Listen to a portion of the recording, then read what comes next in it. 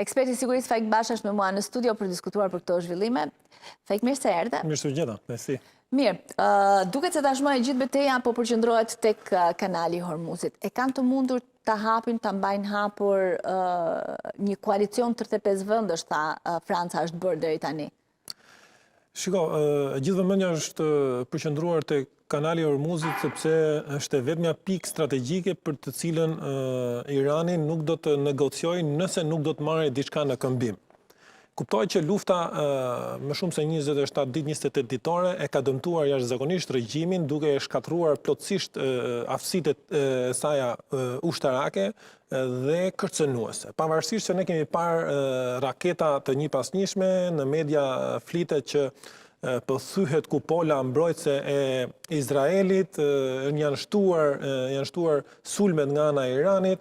Por unë kam parë diçka tjetër që sa vjen dhe raportohet më pak raketa balistike të llojit që janë përdorur në dy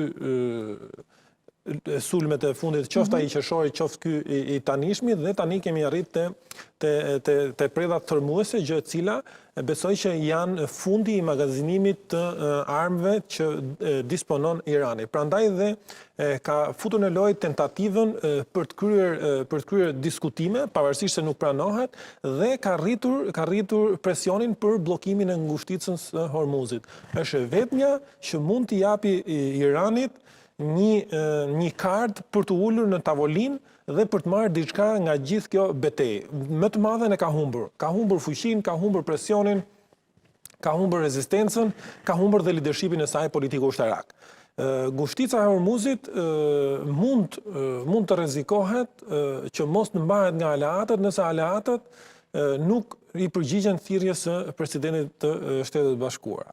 Kemi parë një deklaratë të presidentit Trump, i cili unë e kam thënë këtu me ju, pare se ai ta bënte publike, jo se dija se çfarë do thoshte ai, por sepse është thjesht logjike kur ti analizon, kur ti e ndjek dhe kupton se si do shkojë situata në një sulm caktuar. Për sa kohë Shtetet Bashkuara të Amerikës kanë sulmuar një të keqe e cila nuk rrezikon vetëm interesat gjeopolitike dhe strategjike të Shtetet Bashkuara të Amerikës, por është rrezik për rajonin, por edhe për Europën dhe vende të tjera, atëherë vendet janë të detyruar t'i përgjigjen thirrjes së Shtetit Bashkuar të Amerikës. Por nëse kjo thirrje bie në vesh të shurdhur, atëherë presidenti Trump e tha qartë, Shtetet Bashkuara të Amerikës nuk është se dëmtohen nga bllokimi i ngushticës së Hormuzit, unë atë çfarë doja e mora. Unë eliminova gjithë strukturën drejtuese politiko-ushtarake, unë dëmtova gjithë fuqinë dhe kapacitetet ushtarake. Unë e kam bërë Iranin që të shkojë 10-20 vite mbrapa, dhe kjo është ajo çfarë unë kërkoj. Nëse ju doni që të merrni naftën dhe të merrni burimet natyrore nga kjo ngushticë, futuni dhe investoni dhe mbrojeni.